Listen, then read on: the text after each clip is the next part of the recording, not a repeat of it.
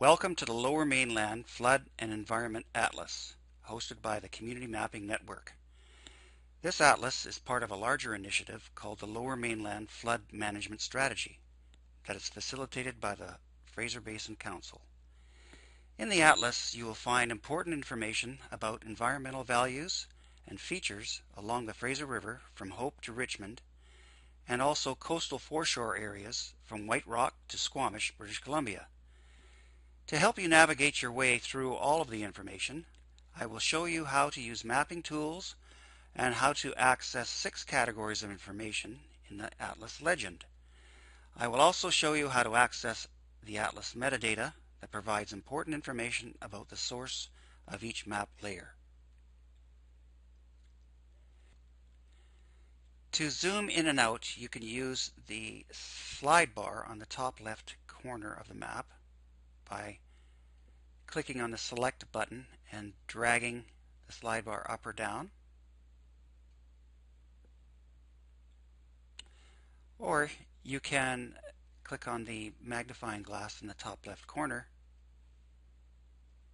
and draw a selected area from the top left to the bottom right and zoom back in. You can also use your mouse wheel button to zoom in and out. To pan the map, click the pan button and hold your left mouse button down and drag the map where you'd like to zoom into.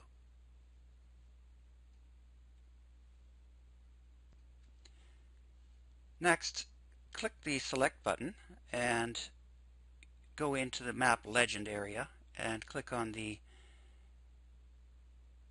base map button, and you'll see Google Maps, terrain, satellite, road map, hybrid, Bing imagery, and OpenStreetMap. If you click Bing imagery, you'll have the ability to change the map opacity.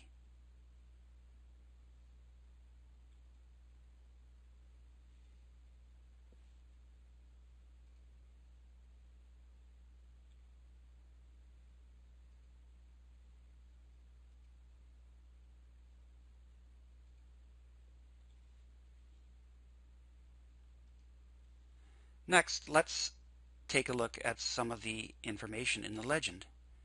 Let's zoom in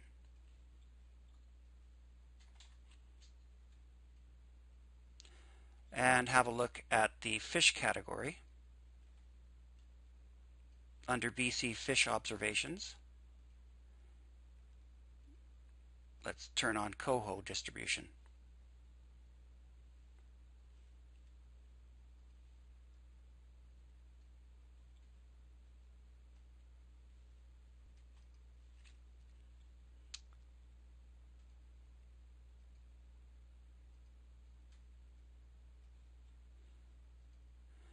Note that there are 5 main categories of information in the legend: sensitive ecosystems, communities, watercourses and wetlands, flood, and fish.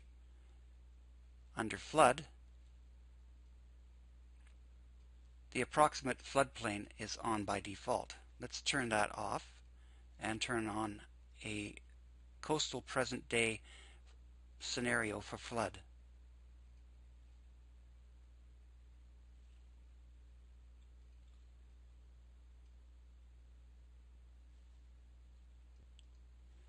To view any of the attributes behind the layers, click the select button and, for example, click on one of the dikes,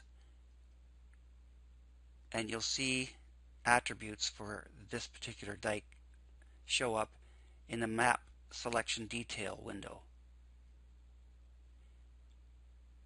If you select more than one dike, you'll see a list of the selected records in the map selection detail, and you'll be able to scroll through them by clicking this right arrow.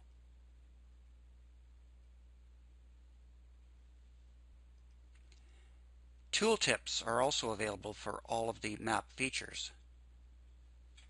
For example, let's select pump stations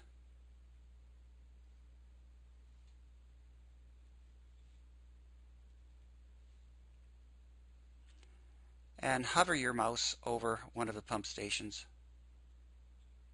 and you'll see that this is pump station number 84.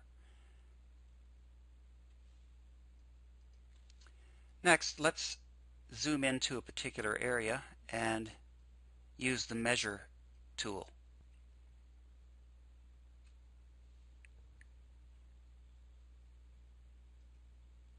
We'll use a measure tool for lines and click on one point and then the next, and you'll see that this is a total of 1,889.04 meters.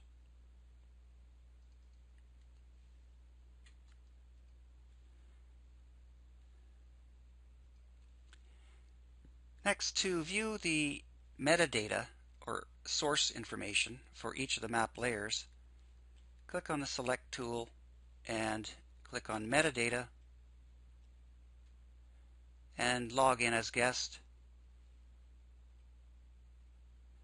and you'll see a list of the different map layers here in a list on the left, and you'll be able to read information about the description of each layer, important links to sources, report citations. You'll be able to download selected PDF documents, any disclaimers associated with the information, when it was published, and what file format it is in.